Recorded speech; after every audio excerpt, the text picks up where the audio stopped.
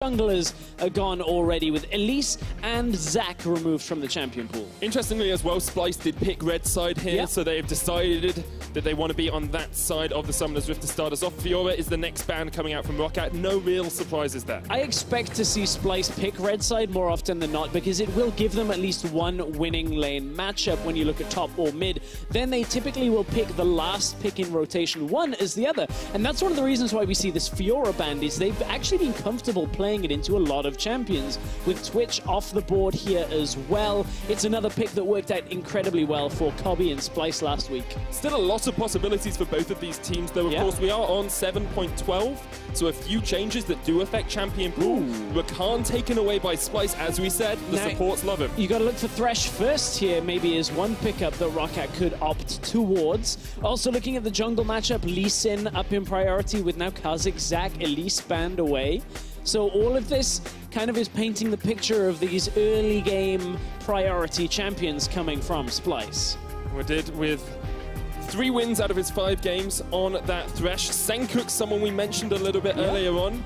Interesting champion pool for him, something we don't see a lot of the other mid laners in Europe playing at the moment, the Malzahar, the Kassadins. He's actually got the widest champion pool, and it includes everything that you would normally see out of mid lane, plus some more that we're showing you here on screen, the Kassadins, the Aurelion Souls, that Malzahar coming back into the fray. But Splyce may very well prioritize this as pick number 3 in their rotation if they end up looking towards Sencux. But looking at what they have picked up already, this Zyra early on, matchup into Thresh, you can spawn the plants to deny the hook as engage. It's tricky, and we're delving deep into the jungle pool. So deep, perhaps we're burrowing underground. Oh, stress. We've already got 2 puns in. I need to catch up with you throughout this game. But yes, as you say, it's the Rek'Sai being picked up here for Trashy, something we used to see a lot of the time. Got changed on 7.12 as well. Yeah, and the adjustments to Rek'Sai on previous patches, we're going to see an unorthodox jungle matchup here as the Warwick was picked up. We'll touch on some of the recent changes for both champions when we get into the game, but this is an exciting one.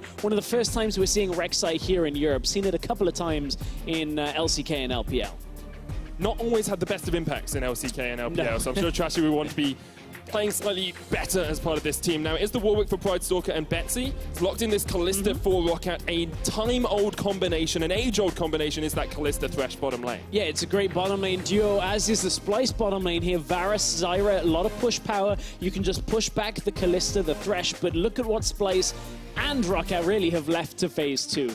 We're going into the solo lanes now in phase 2, and with Kennen banned away for the side of Splyce, ROCCAT, you've got to look towards those Kassadins that we were talking about earlier. Maybe take them off the board and not allow Splyce to pick a matchup that favors Sencux as the last pick. Especially since Betsy's pool is very different to a lot of mid laners in Europe. He tends to play the Swain or the Vladimir, things that you can kind of expect a little bit more. Splyce can leave that counter matchup up to last as well if they want to. And the thing is, if Betsy were to go Vlad, that gives Kassadin such an easy matchup, because you just wait. You just wait alongside the Vlad, and suddenly you get to the late game and you go, okay, well, I'm Kassadin in the late game, and if I picked up any gold or kills, I'm going to destroy everybody. But this whole second phase, apart from Galio being a flex, has been all around that top lane. Now, Kled is a massive pick for Splyce, but we haven't seen much out of Phaxi. Likely to be the Gnar, if anything, being played into the Rumble. It's a matchup we've seen Phaxi take time and time again, and it's a pick that he does very well on, typically.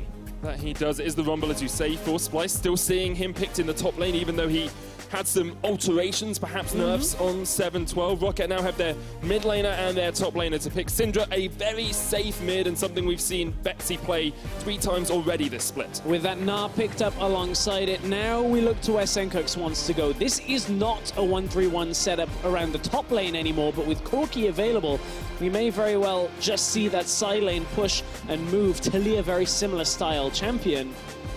I almost feel like Corki may be able to do a little better than Taliyah, but we've seen Sencux put up some massive numbers on Taliyah in the series here in the summer split already, so I think either way, they actually have that advantageous matchup. One thing that Taliyah will prevent in a team fight, Kalista suddenly becomes a lot less willing to jump around when that minefield gets laid out. So Splyce running around with the Rumble, the Taliyah, a little different from what we've seen out of them in previous weeks, whereas ROCCAT looking for that Gnar for the side lane control up against Wunder.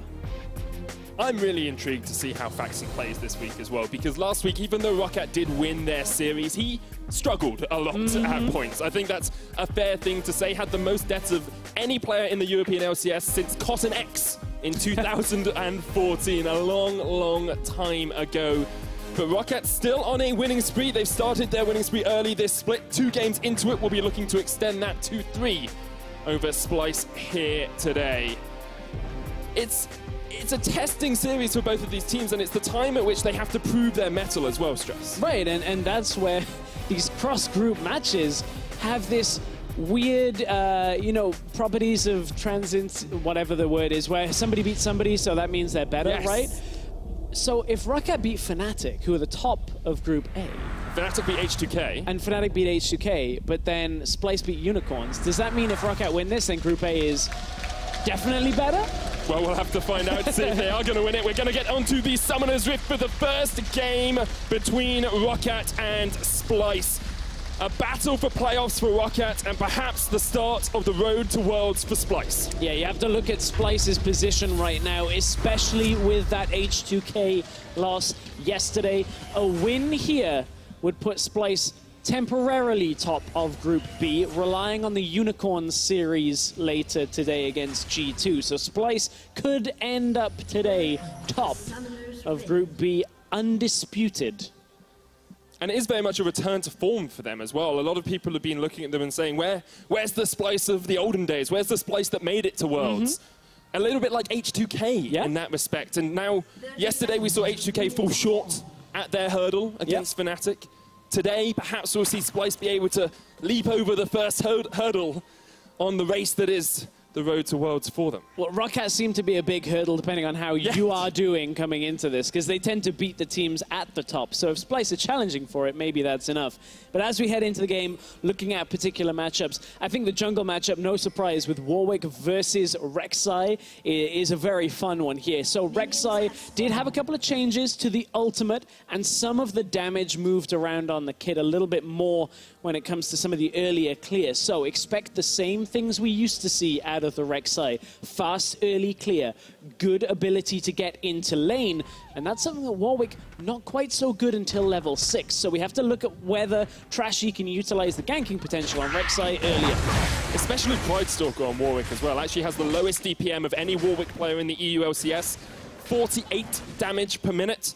I think minions might do slightly more than that if I remember my calculations, but it's quite a substantial amount less. Now we need to see him really stepping up to the plate. He has to be a member of ROCCAT that facilitates the carry, because up until now for ROCCAT, a lot of it has been in the hands of Hjarnan and Wadid in that bottom lane, and if they fall behind, ROCCAT tend to struggle. And the same can be said for when Betsy is not on the likes of a Vladimir. Looks very comfortable on a pick like that, but when you move him on to something a little bit earlier game, we saw a Lucian game come out, an Orianna game went well last week for him. You just have to kind of question, for a Syndra, is it going to have that later game impact that we know Betsy likes to have? And that's something we'll have to track here up against the Splyce boys.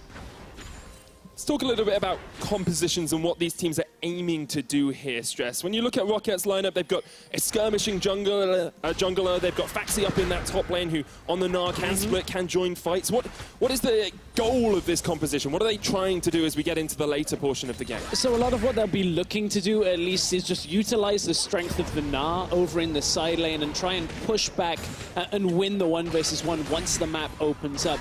It will somewhat deny Wunder's ability to have impact outside of team fights, but you can see how well it's worked for ROCCAT. For Phaxi, 7 wins, 3 losses on this Gnar, and generally the performances that he has looked comfortable on are on this champion. That's why it's such a high priority when they can pick it, when it makes sense for ROCCAT to take.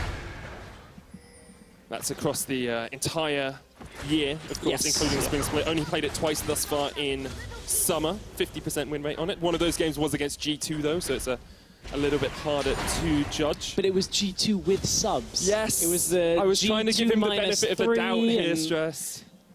I have to admit, Lulek, Sendo and Blank had a superb series in that first week of the LCS, so It's not putting anything past that G2 team. They were a strong roster even though they were playing with 3 subs. A lot of names came out from that series that came from Challenger when you look at it, and of course Pridestalker, a player that was in Challenger in the previous split, and I think that's where a lot of the difficulty for him comes on, is early game activity. Mid lane and bot lane though, we see junglers going in. Pridestalker's going to jump in onto Kobbe, flash away the hook hands, and Mikyx already burned his flash. This is going to be first blood to ROCCAT. ROCCAT having much better impact off their first blood here. You can see Betsy in the mid lane did utilize his flash as the Trashy tried to gank as well, but we were talking about how Pridestalker on this Warwick may not be able to have the same impact as Trashy. Well, you pair that with Wadid's ability to set up the play in the bottom lane. Lantern comes through, looked like a flash flay came out, and ROCCAT taking full control of this bottom lane.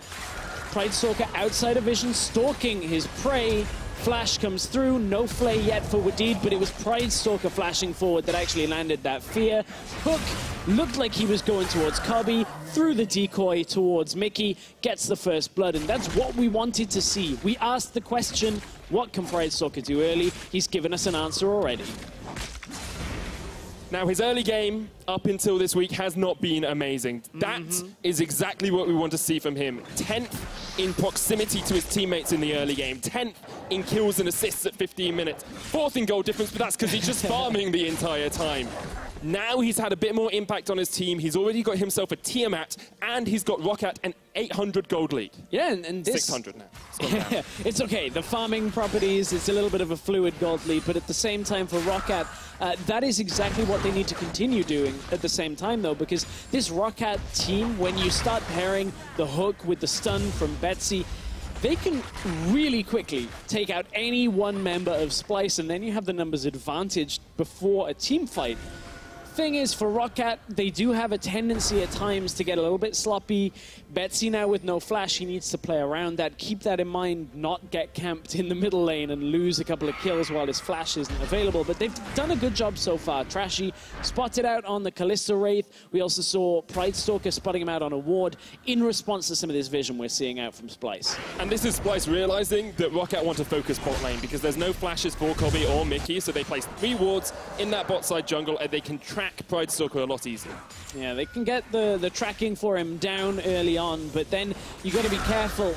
Once he's now past level 6, it's not the greatest range early, but you still can jump into the lane, get that Lantern through. If he comes through the lane, almost impossible to really track him before he arrives, or from the river, but this time they did have vision of when he came through from his own jungle. But it also forces Kobbe and Mikyx to have to play so far back, and you can see a CS lead actually extending for Hjarnan in this bottom lane. He's only about 11 up at the moment, but that will continue to pressure as Pridestalker spends time around the bottom side. One of the things that ROCCAT have utilized very well is getting their support out of the lane, bringing him up towards mid lane. Wadid actually has success, but not as much as Mikyx. This is where we have to look at the difference in playstyles. Wadid, you can see most of his success does come from the laning phase.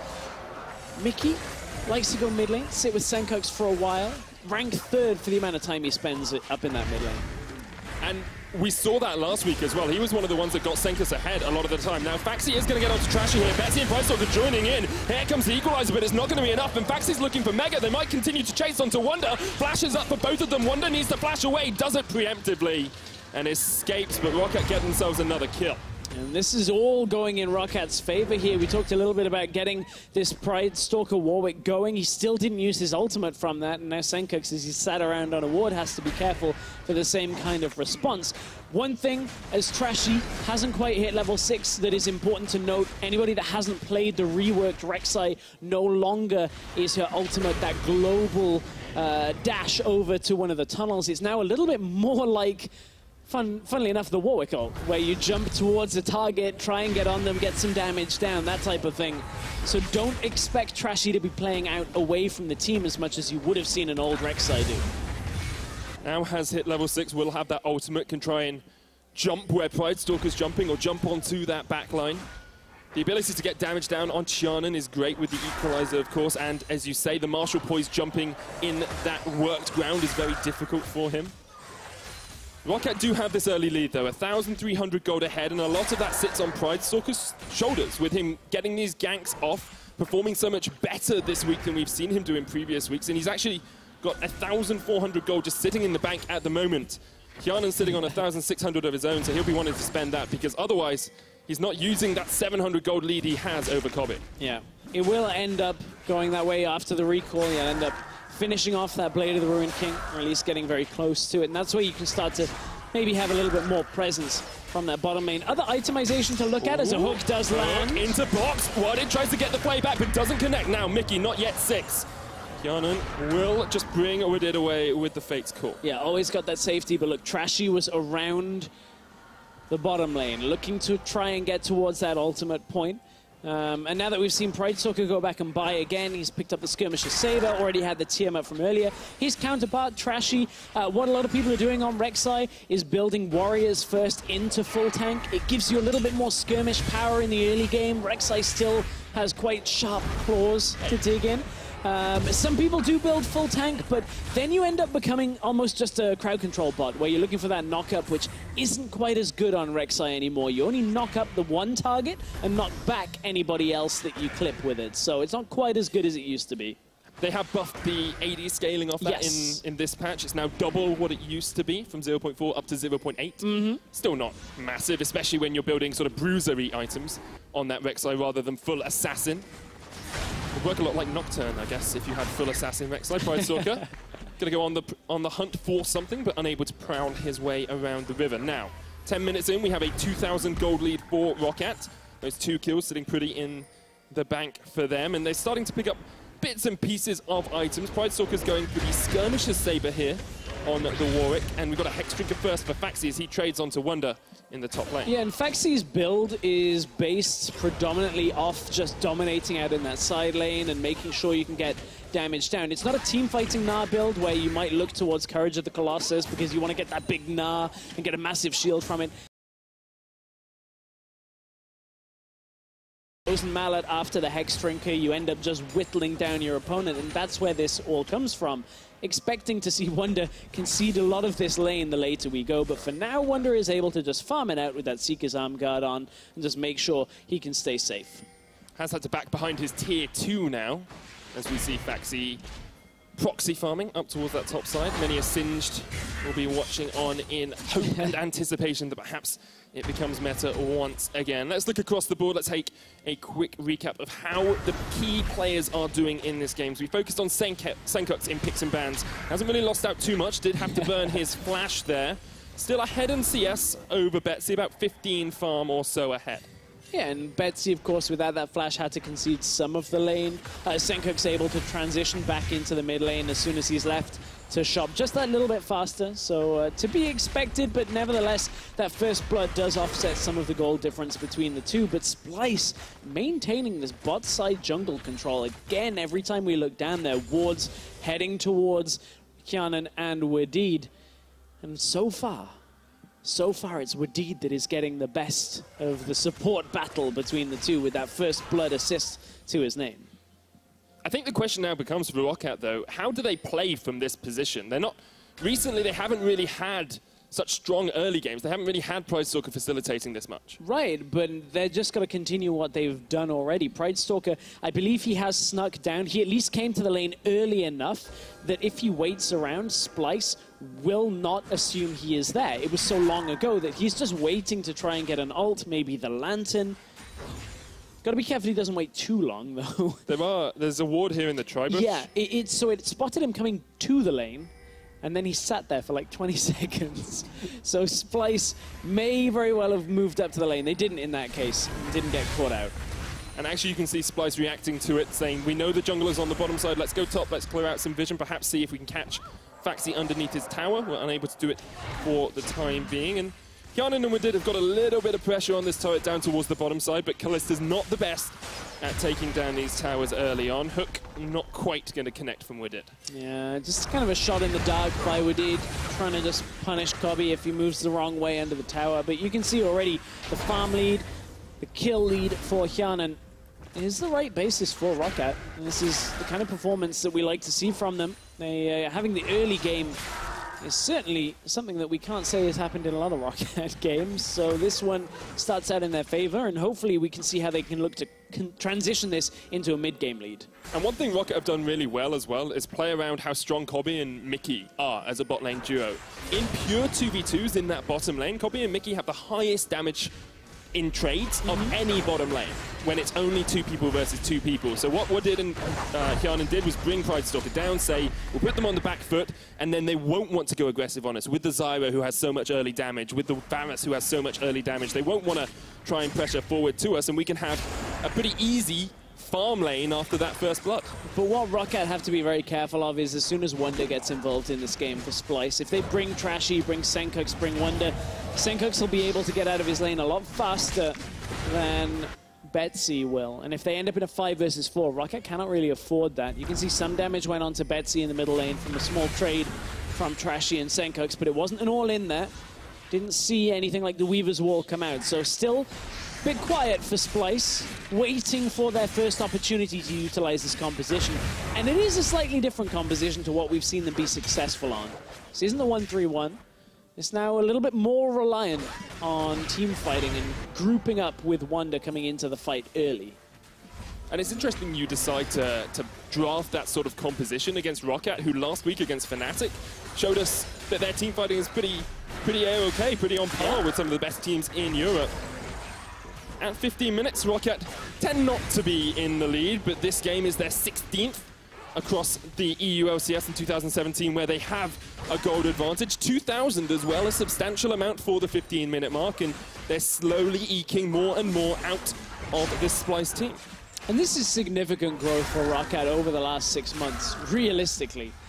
This time last split, not even year, split, ROCCAT were without a win, heading into a series against an Origin team without a win that turned out to be a 70-minute game and was one of the most ridiculous, it was one of the best games worst games we've ever had. Then the turnaround from that was a 6-series win streak, including beating the undefeated G2 lineup.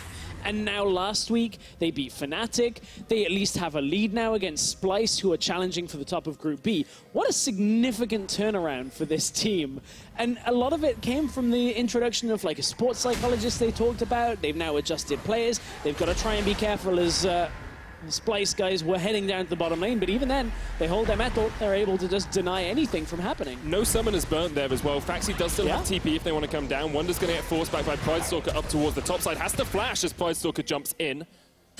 And coming back to your point, I especially think the sports psychologist has helped ROCCAT a huge amount, because a lot of people thought when Maxlaw left that they would actually fall down again, lose once again. We're actually going to see the hook here. TP's coming in behind them. That tower's going to fall down. Fate's Call knocks them back. There's the Lantern. Oh, 1, 2, 3, 4. Great escape from ROCCAT. Fate's Call back. Lantern away. Tower for tower. Didn't quite see who got first blood in that trade. Yeah, I actually wonder whether completing the TP was the correct choice from Wunder, as up top side, the continuing push from ROCCAT may very well take the inner tower from this. Wunder had an opportunity to stop his TP, and yeah, Warwick and Gnar are just going to be able to get this down. So it's a 2-tower equal trade, but you look at the amount of room this Gnar now will have on the top side of the map to punish Rumble. Going to be a tough couple of minutes here for Wunder before he can actually steady himself into that TP being available, the flash being available for the next fight. It's such a long lane for them now. Splyce did actually get first tower blood there, which is why the gold evened out or didn't extend in favor of ROCCAT, but ROCCAT are going to look towards the Rift Herald as well. Should be an easy enough secure for them. Don't really see too much pressure coming out from Splyce. Yeah, you can see Trashy heading over to his Wolves, not really assessing the fact that this is in progress. I'm a little surprised that Trashy didn't rush out towards that. Rek'Sai is one of the easier champions to get into the pit on. If there's no blast cone behind it, you just kind of burrow under, try and get the smite steal, and if you have to, flash back out. But, I mean, maybe that's nitpicking at that point, but I still think you should at least try and get a ward there, try and deny them, delay them. But the option for Splyce was get the Mountain Drake. That is obviously a benefit in its own right. Still think they could have contested ever so slightly. I agree with you there, Stress. I think there's always a possibility of that. And you say it's a little bit nitpicky, but the way that both of these teams have played, and ROCCAT especially, has been so clean in this early game. There haven't really been any glaring errors where I say, well, they made a mistake there, their macro wasn't good there, they didn't trade effectively there. And this is the sort of game we would expect from playoff contenders, from second, first in the group teams. Splyce, of course, looking for that first spot, albeit temporarily today. Yeah. And ROCCAT challenging to go ahead of G2. Something a lot of people would have thought unthinkable. Yeah, right now they are tied with G2 in series. So it's... Gonna go in onto Sencux here in the top side. Wadid with the play back, tanking up the tower. Here comes the TP. Sencux knock back, seismic shot on Hjarnan as Trashy gets the damage down onto Wadid. Just about survives, but here comes the Void Rush. Trashy with a kill. Hjarnan dies off towards the back of it as well. It's only Phaxi up against 3 members of Splyce, and he's gonna get knocked up. Unburrow gets the kill. Double kill for Trashy. Splyce get 3. Good flash knock up there from Trashy. Mid lane, the response is the Rift Herald was summoned. Now they go on to Wunder. Betsy has unleashed power. That's wonderful for ROCCAT as they take down the Rumble. They'll look for the tower as well. Let's a pause. It's all right, guys. All the action's finished. For now, at least. Pause coming out from the Splyce side of things as the Rift Herald had pushed up towards the second tower. There was a lot to digest in that last 30 seconds of the game. Overall, ROCCAT extend their gold lead ever so slightly. The kills did go over to Splyce, most of them going to Trashy. Just a really intriguing set of plays. So it ended up being a 3-for-2 trade in favor of Splyce in kills, but mid lane tower went to ROCCAT, and they're looking for a second tower as well. So there's a possibility that ROCCAT actually get the favorable end of the trade. And I want to come back to that as well, because we just talked about how ROCCAT are playing so cleanly. And even here, this was relatively clean for a bit of a botched dive down towards bottom lane. Yeah, it starts out well for ROCCAT in the sense that they get onto Sencux. Sencux is not expecting this amount of damage from Hjarnan, but you can see Wadid actually misses a lot in this exchange. It's only just the tanky stress. The Flay finally catches Sencux out before the rest of the fight. Then in comes the Rek'Sai ultimate to take out Wadid. Kobbe is able to pick up one in response. And then we had the flash play come forward. So that was the bottom lane exchange that Splyce were able to turn around. And that's what that composition can do. Between the teleport and the Sencux ultimate, when they do get to use it, they can actually get on top of people quite quickly to turn around situations into their numbers. I want to talk about the groups as well here, Stress, for a little bit as we still have this pause going on. Because up until we came into group play, it looked very much like the groups were even. You know, you had standout members, Unicorns and H2K, Fnatic and G2. But after seeing Fnatic demolish H2K yesterday, and now seeing Splyce on the losing side to ROCCAT thus far in this game, can you say that Group A is actually more stacked or stronger than Group B? Oh, that's always a loaded question. Yes, it is. It feels like it currently is, I think, what you can say on that. I don't think it's definitely the case, because there's so many questions I have for G2. Like, everybody just takes G2 and they're like, okay, these are the best guys in Europe, this is the best team, everybody else is, you know, supposedly a step down, but that's not the case right now. So you got to look at, like, the ROCCATs, the G2s of the world. Maybe they are closer to where the top of Group A is, but what about Unicorns Fnatic? That's a matchup I want to see. What about Unicorns G2? Unicorns G2 is a match I want to see, and that's coming up straight after this series as well, but we still have at least 2 games of action, or 1.5 games at least, Stress. Yeah. And these teams look very, very close. I think if you take away the early kills in the bottom lane from ROCCAT, that first blood, this game would be very much more on a knife edge and not erring towards ROCCAT's favor. We do have some information about the pause. Wunder pause because of an issue with the damage from Rumble's equalizer. The league officials are reviewing the play, and we'll get you more information as soon as we can. I know the officials work very hard on making sure that all aspects of the play are covered when this sort of thing goes on. Yeah, we, of course, as you said, we're waiting for league officials' review of the play. There was a significant amount of damage, but we'll see how that all pans out. As honestly, we talked a little bit about that play from Splyce in the bottom lane, turning it back around against ROCCAT. I feel like some of that play could have been neutralized, the Rift Herald having this potency in the middle lane. We talked about maybe contesting it a little, and pushing away Pridestalker from that area. It feels like Splyce are playing a very reactive game here up against ROCCAT, rather than being proactive on their own exchange. And that's something I think they're going to have to adjust here. It works well when you have scaling side laners, but right now the Rumble only going to have impact in team fights. The Taliyah, most of the impact is going to come when you cross over to the rest of the team. So I kind of want to see them start forcing plays, utilizing some of these ultimates. It feels more like the Splyce of a few weeks ago who had these 1-3-1 compositions, who had the split push possibility, rather than Splyce with a team that really wants to team fight. There were times, Stress, when they tried to make plays up towards that top side. We saw Phaxi have to back away as it was Trashy and Sencux who went up there looking for the ult to cut Phaxi off by the tower, but they've never really been able to pull that trigger, and it felt time and time again like ROCCAT are just half a step or a step ahead of them across the course of this game. Yeah, it certainly feels like it, and a lot of that came from their young jungler, Pridestalker. Actually, the impact he had was way more than we've seen in the previous weeks. Exactly, and Pridestalker in Challenger Series took a while to wake up as well. It probably took him about 4 weeks to wake up, and we are now into week 4 of the LCS as well. League officials are still investigating the issue reported by Wunder. In the meantime, let's send it to Shox for a look at the early game. Thank you very much indeed. Wunder pausing because of an issue with the damage from Rumble's equalizer is what he reported to league officials, and they are right now investigating and reviewing the play. So we're going to review a bit of the game as well. And Henning, they were talking about Group A being stronger or weaker, and you just think, well, hey, Group A is clearly stronger. I mean, before yesterday, I think you could make the argument for either side. And now Fnatic just 2-0 H2K like it's no thing, and now I think you've got to go with Group A. And especially now that ROCCAT is putting up such a good performance in this game so far, and very interesting to me. Obviously, Pridestalker, we had so many question marks for him, and I can't help but wonder that the fact that he stole away some of the buffs which netted ROCCAT a lot of advantages in the games they ended up winning might have been kind of a mental de-blockage for him, because in this game, he seemed to have all the reins of the Rift. Yeah, sure. I mean, the issue that people have been having with Pridestalker has been the mechanics of the game knowledge, just like the confidence to go for the place. And right now he's like ganking bottom lane level 4 as Warwick just fear flash right into the back line together with the good setup from Wadid. So I think that Pridestalker is definitely playing well this game. I think Warwick is a pick that fits him. Yeah, if we take a look at the picks and men's in just a second, I was very interested to see the new Rek'Sai, and Rek'Sai has always been a favorite of Trashy together with Graga's champion that can be quite tanky, can go into the middle of the team and engage. But when it comes to the early game, do you think the changes made in 7.11 and then 7.12 would be a reason why he got put behind a bit in pressure by Warwick, or is that champion in Hjarnan, or what was going on there? I think the thing about Rek'Sai right now is that she's not necessarily... Queen of Desert.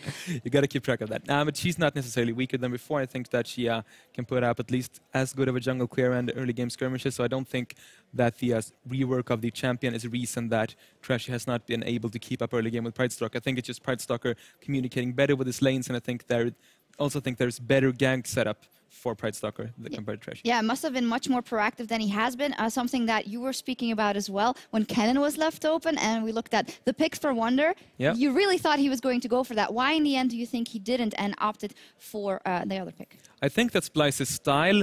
They really like to have Wunder on a winning matchup in the top lane, because then you can have Sencux on these supportive mid laners like the Taliyah, like the Aurelion Solid, can roam to the side lanes and help him out, and just have Wunder winning the side lane and then keeping up with the split push. This game, though, they did not go for the Kennen when it was available to them. They went for the Rumble instead and got sort of soft counter-picked by a Gnar, which means that in the extended trades in a long lane in a 1 versus 1, Gnar is going to be able to out-pressure the Rumble. So even though Wunder will be able to contribute more to a team fight, in the extended 1v1, Phaxi is going to have the pressure, and I think that's not really going with the style that Splyce have been playing with before. Yeah, that has worked for them in the past. So you think here they're banking more on the team fight and maybe, you know, the new ultimate by Rek'Sai going in there, focusing up one target, getting the Rumble ultimate to zone off the rest. Might that be the plan?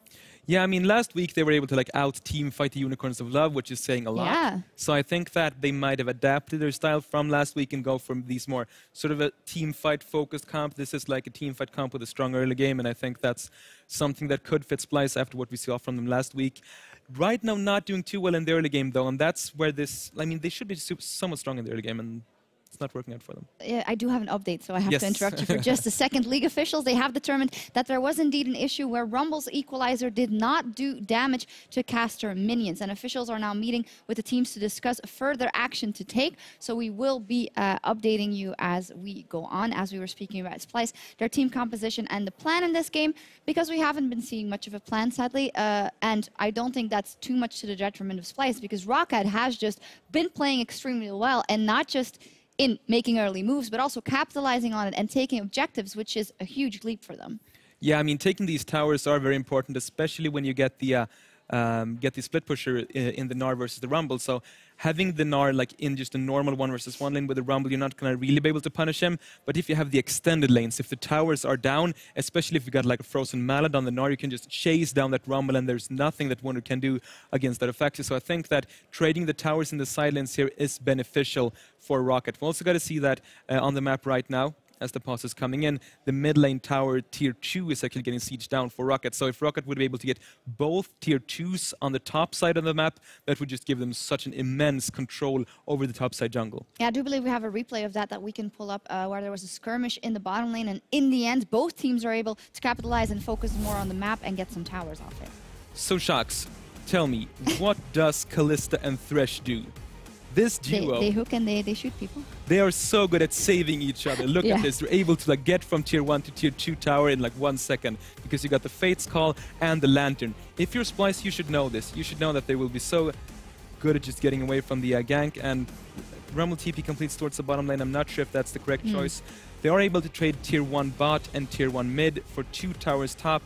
But as we see after this, ROCCAT also are able to pick up the Rift Herald, which allow them to break open mid lane. So in the end, I'd say this is a beneficial trade for ROCCAT, and I think that after this, they have about a 1.5k gold advantage against the team comp from Splyce that should be decently strong in the early game.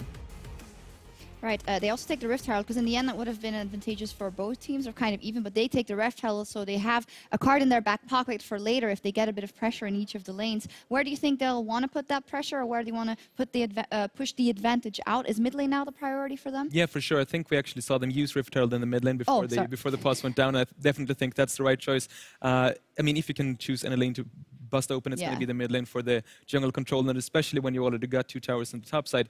I mean, when it comes to the Baron setups later in the game, ROCCAT can just go into the enemy jungle and fight the picks, and there's not going to be any towers for Splyce to run away to. Yeah, I think that's crucial here, because they do have Phaxi, and maybe it's also a bit of Phaxi did not have the hottest games maybe recently, and Gnar is kind of his favorite pick, or one that he has been doing really, really well in historically, and it fits now, and especially now that the top half of the map is entirely open for ROCCAT, they'll be able to utilize that to their advantage. And what can Splyce come up now with a plan? They have the team fighting comp. Where can they push an advantage? Because it's not so easy when you're being pushed back, and maybe in vision also to just pull the trigger anywhere. You do not I think my problem with the team comp from Splyce is that you don't really have the clear engage tools. When you have the team fighting comp, you really want a way to open up the fight, and I don't really see that here. Sure, you can maybe get the Rek'Sai flank in with a tunnel, or you can have like a Rumble ulti or a Varus ulti to catch someone from range. But they don't have the way of forcing a team fight. If they're able to get a team fight, though, for example, if ROCCAT takes an objective and they're able to come and interrupt them, if ROCCAT comes at them and tries to engage, they have so many great tools to do this. They have the Chain of Corruption, they have the Strangled Thorns, they have the Equalizer, they have everything to just lay down the AoE damage and punish ROCCAT. Nice to see that the crowd is also still enjoying. They're all dressed up as well. And Grabs is like, oh my god, I'm finally winning another game. Can we play? I don't know if you can hear it. Hi, guys. All right. Well, I also hope that we can get into game in just a bit as well. And looking forward, maybe something we haven't touched on is a mid lane. Betsy, we've said, well, he's good on these control mages and that he doesn't really have to do the all-in all too much. And Syndra is a champion that he is going to have to make the plays later. And Sencux, on the other hand, was also someone that we were looking at that had been having a big champion pool. He pulled out the Aurelion Soul. He's been having a bit more influence. How do you think the influence of both Taliyah in this game and then on the other side of Betsy on Syndra is going to evolve? I was a bit surprised to see these picks in towards the mid lane, because these are 2 mid laners that have very peculiar champion pools. Like, they really have their own style. Betsy's most played champion is the Vladimir. The most played champion for Sencux is the Aurelion Sol. Yeah. So both of them really have this like kind of weird way of playing the game, and now they're going towards Syndra and Taliyah, 2 of the like standard go-to mid laners. Mid lane so far, actually, it looks like Sencux did have the pressure on towards Betsy, and that Taliyah versus Syndra matchup was able to get a lot of tower damage, which ended up being very valuable when Splyce was able to come mid and get the tower. Right. Well, we've been talking for a bit. I am going to reiterate that League officials are still investigating the bug, possible bug reported by Wunder about Rumble damage not being done on the minions, and they are now deliberating what the next steps are in this process specifically. And, well, I kind of feel like we've exhausted the theorizing over the game specifically, so let's go a beside the game and maybe look at a bigger scale things. Because Splyce is a team that we'd expected, or for them to go back to the higher regions. Martin's always saying, or Martin Linge, the official, is always saying, this is summer split Splyce, so this is where it's going to come all online for them. But it does seem that ROCCAT seems to have the upper hand in the slower macro game, which is surprising to me. It is a bit surprising to me. I mean, the strong laners that Splyce was able to draft, I think that's just a testament to that they fear falling behind in lane, so they really want the strong laners so they don't fall behind, and then they're confident in their team fighting capabilities. But as you said, right now, ROCCAT seems to be getting more towers, getting more objectives, and I think this is due to Trashy not being able to keep up with Pridestalker, and Pridestalker getting that early advantage in the bottom side. I think he's just going to be able to keep punishing Trashy unless the Danish jungler is able with the lucky glasses, was it? Yeah, he tweeted that he was undefeated on the glasses he's wearing right now. So anything you can get to help. Well, we'll see how it evolves in this game. And in the context of the group for Splyce, obviously, they definitely want to win this game. They showed that they can beat the Unicorns of Love, so it would only be odd if they took another step down now. Yeah, for sure. I mean, they're contesting for the top spot with the likes of Unicorns of Love and H2K. And with H2K losing yesterday in like a pretty convincing fashion, like it's definitely like the initiative could be there for Splyce to take that first spot in the group, and especially since the Unicorns have a tough matchup later on today as well, going up against U2. A lot of it's going to be up to the Splyce to, I mean, they could run away with the group at this point. All right, well, I think it's time for us to move on. Luckily so, to catch you guys up, League officials have investigated a bug with Rumble's equalizer, but have determined that the issue does not warrant a remake, and the teams will be playing through. So let's send it back to Medic and Stress to get back on the Rift. Thank you very much, Shox, and welcome back to the Summoner's Rift. Stress is here, just hiding behind me for the time being. And we're getting ready to head back into the game. Okay, there we are. So at this point, we need to reset some of the game for you. Just, you know, remember where we are here. So we just had the play on the bottom side coming the Splyce turn around. And we're currently in a situation where Wunder was trying to hold mid against the Rift Herald push. Had a Warwick jump right onto him. And ROCCAT looked to try and get further on in that mid lane push. That's where we ended up going. And we are back into the game. You can see Rift Herald just about to expire in that middle lane. Didn't achieve the second tower. Still did get one, of course, so it's still an equal trade. 3 kills to Splyce, 2 kills to ROCCAT. ROCCAT get that tower in the mid lane and a bit of a chunk off the next tower as well. A 2,000 gold lead for them, 20 minutes in. Yep. And they're starting to pick up items across the board. You see double items completed onto Hjarnan, Morello Nomicon, and almost that Neandries as well for Betsy. Yeah, and of course, ROCCAT have been ahead for the majority of this game. If you are just joining us, it comes from a set of early plays that ROCCAT made in the bottom lane, getting Pridestalker into the lane, utilizing the Thresh Lantern gank on this Warwick, and they managed to put Trashy behind as well for the majority of the early game. But right now, ROCCAT looking to continue some of their aggressive play. Bottom tower is finally going to go down to the hands of Hjarnan, and Wadid has been very mobile on the Rift, getting between the lanes, making sure he has impact. And that's something Wadid has just done so well throughout the split. His Thresh as well, one of his most common picks throughout this summer split, has been absolutely devastating. His hooks, reminiscent of Jez's yesterday with all of those flash hooks he landed for Fnatic. Kobbe's actually gone for second item QSS as well. Pridestalker's going to get caught out by Trashy. Kobbe's here as well. No chains to come down yet, but Sencux will get a tower for Splyce. That means it's 4-3 on the tower score and 4-3 on the scoreline. Yeah, very quick demolition game here out from ROCCAT and Splyce. And of course, Mountain Drake, first of all, did go over to Splyce early on. The Rift Herald went to ROCCAT. Ooh, just a split-second difference there as Sencux was recalling out of the top side before Hjarnan and Wadid actually put a ward in that bush. Managed to just get out in time, but you have to feel like this favors ROCCAT. A composition that can very easily take one member of Splyce out.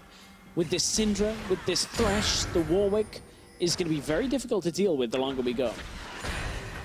However, Splyce can try and find ways to deal with it. Banshees was the first item for Sencux, the QSS, as we said, for Kobbe. Mikyx can always get a Mikhails, although that's slightly out of build for the Zyra.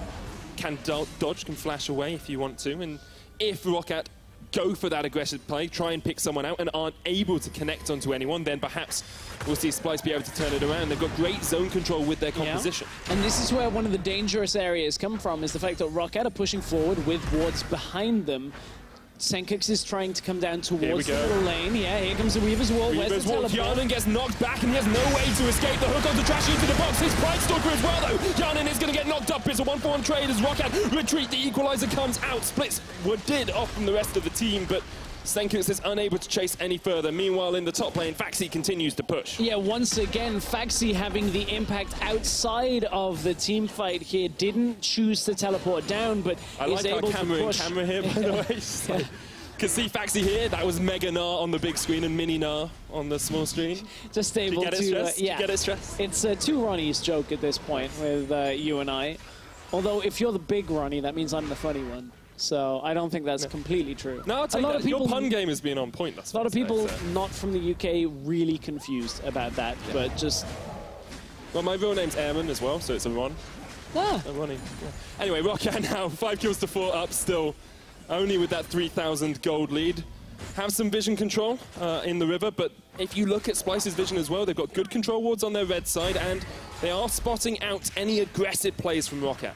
Yeah, and ROCCAT have been more of the active team. We talked about this a little bit before we headed to the analyst desk, where it seems like Splyce are trying to be reactive, and this was the first play utilizing the Taliyah ultimate that we've really seen this game, and that's what Splyce were doing very well against the Unicorns, is making the plays, taking the team fights to them. And that was why that win over the Unicorns was quite surprising, because usually nobody beats the Unicorns at team fighting and skirmishing. Exactly. Everybody just falls to them, and Splyce said, nope, we're going to win this game, and 2-1 on the series. Really impressive. Unicorns obviously just didn't have the right anti-venom for the day. Splyce spitting that poison towards the cats that are ROCCAT, but ROCCAT at the moment seem to be immune. They're setting up vision around this Baron. Wadid can clear out that ward if he wants. Don't need to. It's a control ward there anyway, so it's no vision granted for the Splyce lineup. ROCCAT are going to go down towards this mountain. Drake, of course, Splyce picked one up for themselves earlier on, and because the map is so open now, it actually can make it harder for ROCCAT to find a pick, because Splyce have a lot more opportunity to roam around without having to stand near their towers.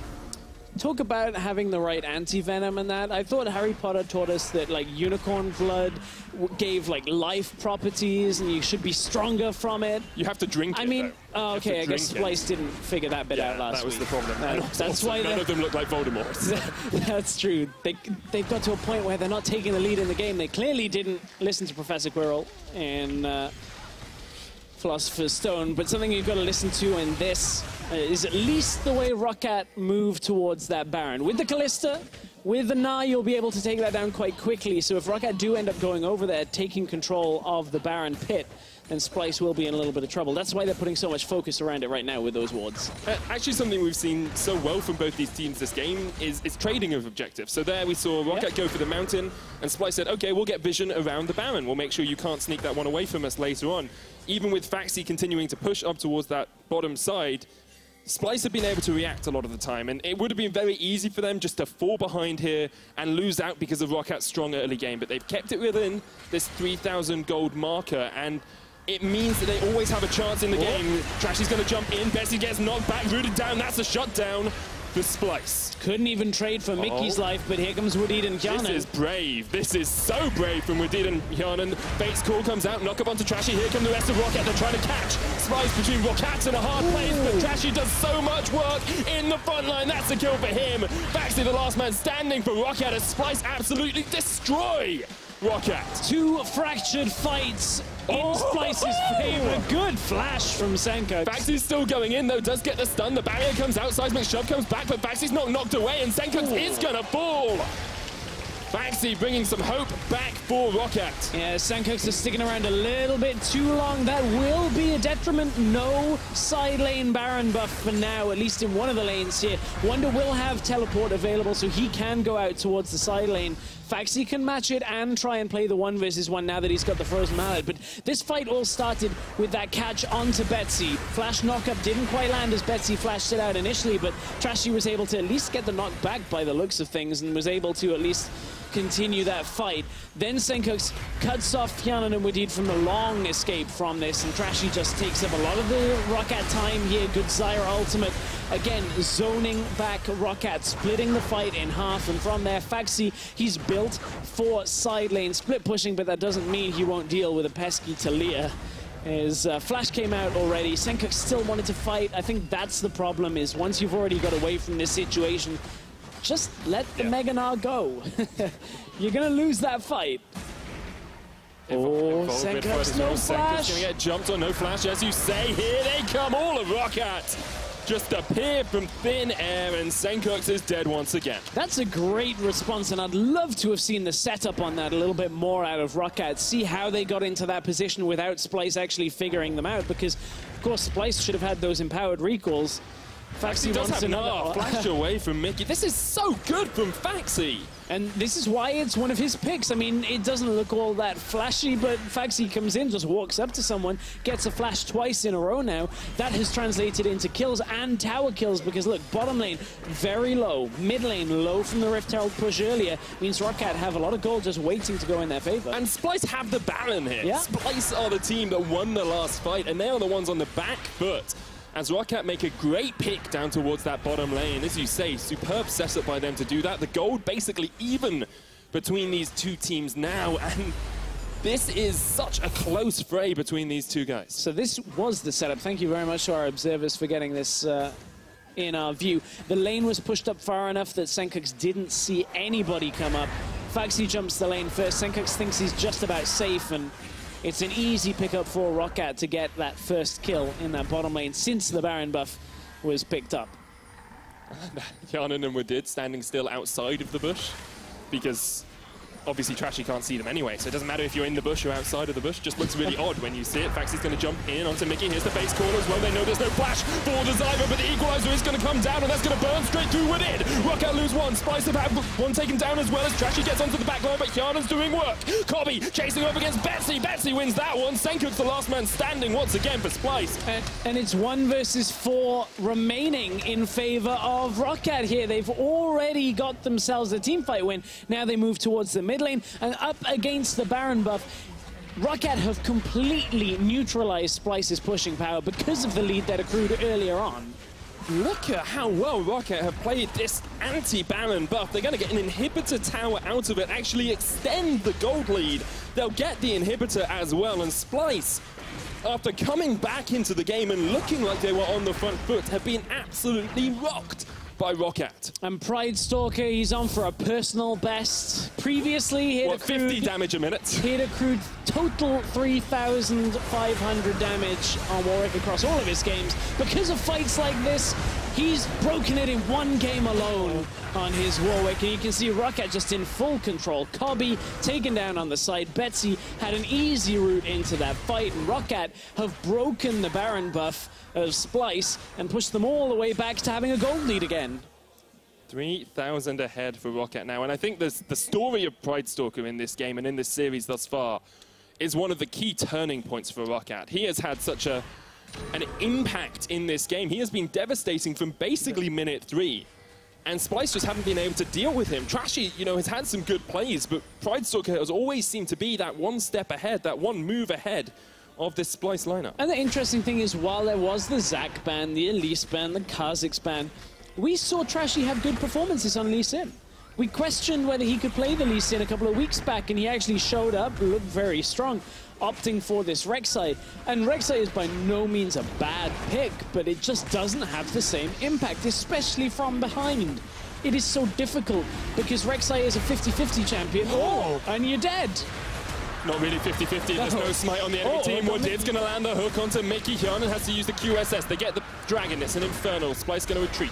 And what I mean by 50-50 is Rek'Sai is neither a carry nor a tank. But Pridestalker's carrying this ROCCAT lineup now. Kobbe's going to try and trade back onto him, but just does not have enough damage. And actually, ROCCAT just looking for the push down mid here. Is this a little bit too brave? There are still 3 members of Splyce left alive. Sencux has to flash the hook. They're looking for the Nexus Towers, but here comes Kobbe, and here comes Wunder. What can they do to wall in ROCCAT? The thing is, Pridestalker's around now as well. ROCCAT have their whole team strong. ROCCAT are going to back themselves away, and you can see just how easily Trashy got taken down. You're not tanky until you've got 3-4 items on Rek'Sai. It's not like you get this massive boost of health early on, and it just means you can get bursted down after going this warrior build. This is where ROCCAT go for it. Trashy must have died incredibly quickly. Barely 2,000 health to his name here, and down he goes. That's a lot of damage first, and then ROCCAT were indeed able to get the hook over the wall. The only thing that maybe makes this fight less so in ROCCAT's favor early on is the fact that Hjarnan got chunked early on, and they weren't able to continue into the same way. Hjarnan was moving towards the mid lane, and ROCCAT decided to splinter off. They do get another kill. Yeah, they do, and I mean, it goes their favor. Like, you can't argue that. I think the call to go for the Nexus probably was a little bit greedy from them, with 3 members of Splyce still alive and the 3 damage dealers still alive as well. The wave clear from Varus, from Taliyah is just a little bit too strong. Phaxi's gone back to his split push, though. Has the teleport if he wants to join this fight around the Baron in about 40 seconds' time. Splyce setting up there. Look at that gold swing just for a minute. Or 2, Splyce were back in the lead, but ROCCAT have just slowly worked their way up this mountain, and the mountain seems to be reaching its peak. That is astonishing that ROCCAT have been in control for so long of this game, but it has been quite collected for the most part. Just those couple of fights that went in Splyce's favor earlier, managing to get the Baron for themselves. Well, the next Baron's up in 10 seconds. And Phaxi is already pushing back Wunder on the bottom side. This is the side lane control we were expecting. 2 levels up. Phaxi is level capped right now. No more experience to go in his favor, and that means he's just crushing through Wunder right now. That he is, and come back to how clean and how methodical this has been from ROCCAT. Even when they went behind, they didn't look anxious. They didn't look like they were going to make mistakes. And I think a lot of that comes down to the sports psychologist that they picked up at the end of last split. Mental strength from them has been incredible throughout this first game. And when they beat Fnatic, it was the same. They fell quite far behind in that second game with Phaxi totaling a lot of deaths. And that was something that ROCCAT themselves talked about, talking about how it helped them settle as a team. Of course, the changes with Maxwell coming out, we don't know, or he's going to the Misfits lineup.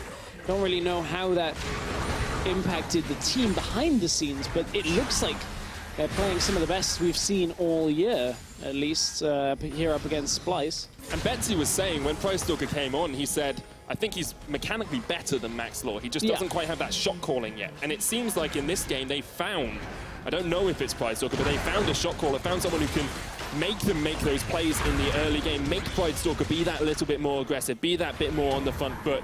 And now actually Trashy is caught out behind Phaxi here. The Gnar into the wall, the suppression.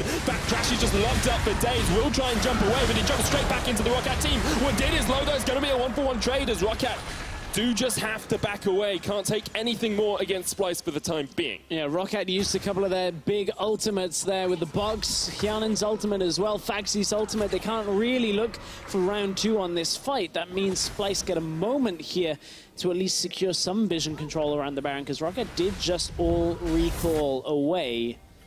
And this Trashy going around underground vision, not exactly the easiest. Trashy was free to get caught out by the ROCCAT lineup. I don't really know whether the Wombles made it to Denmark. Possibly not.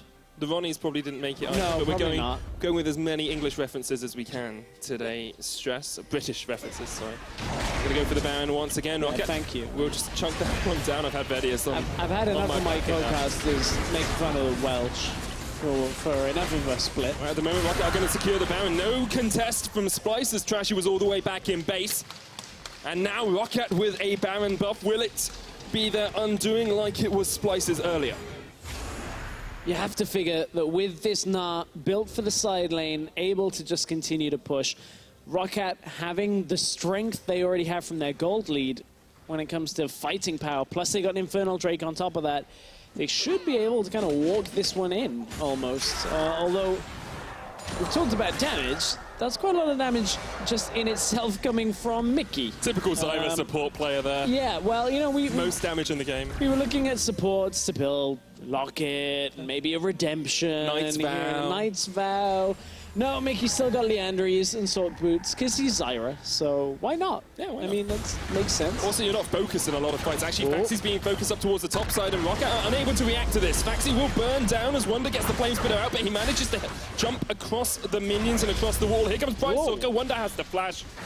ROCCAT with 3 members in the mid will look towards the inhibitor. TP in from Phaxi as well towards topside. Phaxi just absorbed both carries from Splyce for a while, just enough that they could get the mid inhibitor and now the top inhibitor tower as well. Baron buff still remains for 2 minutes longer.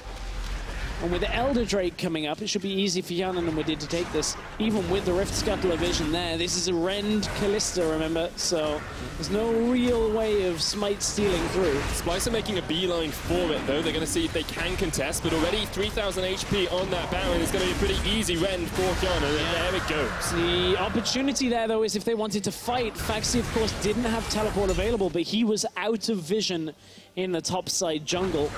So it means Splyce didn't have full information that that was, in fact, a fight they could take. But recalls all come through. 1 minute 30 on the Baron buff left. Means that Splyce still have a lot of work to do to defend here. Have a huge amount of work to do. Elder Drake with an Infernal and a Mountain. Baron buff as you stay with still a minute and a half. And a 7,000 gold lead for ROCCAT. Look at these items. Betsy has a Rabadon's Death Cap completed. You've got completed item build basically on Phaxi in the top lane. AD carry only half an item away. Yep. ROCCAT are sitting very, very comfortably in this game. Banner of command for Wadid as well. Oh, baby. Just making sure he's got the full push here. No longer gives AP, of course, on 7-12, so makes a lot more sense on a Thresh than it used to. Yeah, and still has the viability of everything you're looking at when you look at Rumble wave clear, Taliyah wave clear. You deny a lot of that still. It's didn't really change, but Splyce want to engage. They cut off two. Two members on the wrong side. There comes the equalizer. Pridestalker's going to get death. Lanterns away, and now they come to fight.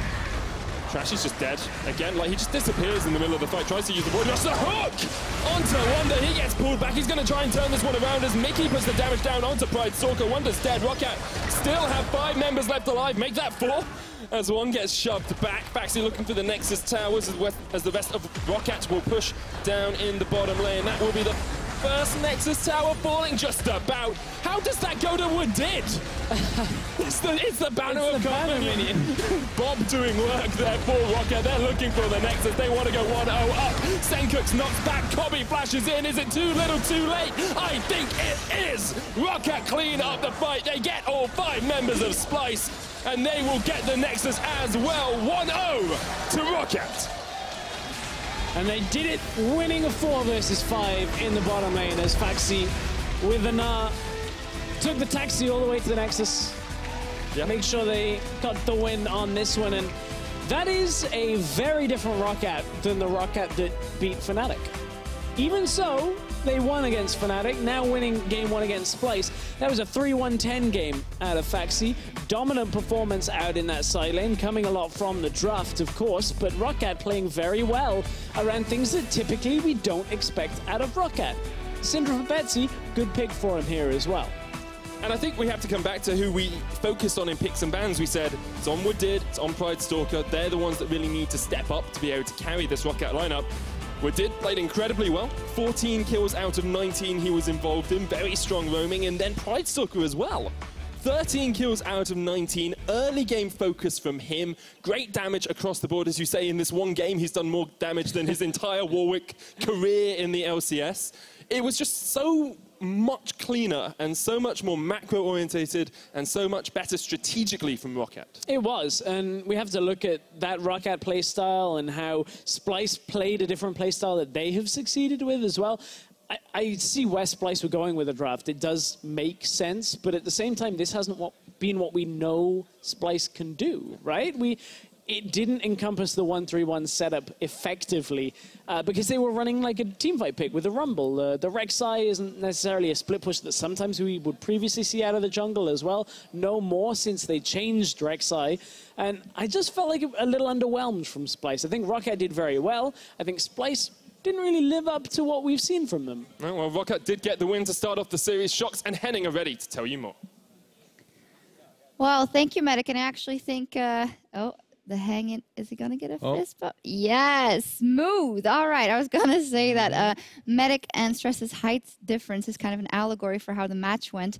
And then Medic is ROCCAT and Splyce is Stress. And, well, what I wanted to highlight especially is that ROCCAT impressed me so much in this game because they did everything right. And no matter how good, of course, if Splyce was more on the ball, they could have offered more counterweight, but if you look at everything, the goal difference over time, except for that little dip, the kills that we can't see here, but on every single one of the carries, Betsy having a huge game, Pridestalker having consistently a lot of kills and engages, Gnar, Phaxi rather, doing his job, also racking up some kills, but especially with the key on that split push and then the bottom lane, which always delivers, and the objectives.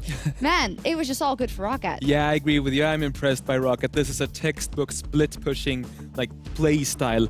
Like if you're playing like Gnar and Tryndamere and stuff in solo queue, go watch this game. This is how you're supposed to do it. Not like my solo queue top laners is just like runs it down top and tries to hit the tower. No, you have to ward the jungle, you have to wait until you have pressure on the other side of the map, you have to get all these things ready, and then you can go to the sideline. And that patience is what impressed me the most about ROCCAT. I mean, they got the bottom lane tower really low like early on in the game, and then Phaxi did not like sacrifice himself to get the tower. He waited, and then he got it. Systematic. Yeah. And we saw there in the goal that there was a dip for ROCCAT and a tiny resurgence for Splyce. It is where you pointed out they'll be looking for some team fights. They'll be looking for some picks because they do have a good composition for that.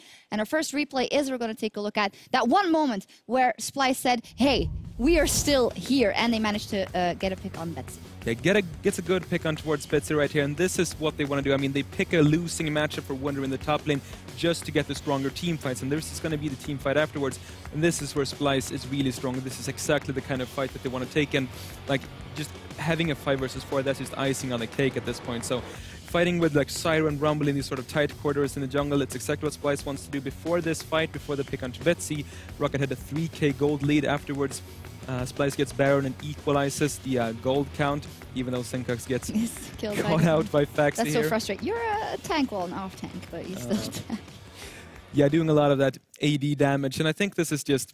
I'm not sure if the Rumble pick was worth it, honestly, for Splyce. They pick it to force the team fights. They were able to do it like once in the entire game, and just losing out in the top side matchup, it's not what you want. Yeah, it's unfortunate, especially seeing that in that fight, it did come down to kind of pressing the Zhonya's at the right moment, engaging at the right moment, positioning, because even though it was a 4 versus 5, ROCCAT was very far ahead. So Splyce shows that they are very good at skirmishing, and they kind of have a resurgence, but it wasn't long. ROCCAT immediately right after get another fight, or a bit later, they get another fight. They get a couple of kills. They turn on to Baron afterwards. They turn on to Elder Dragon afterwards, and they just play it out super correctly.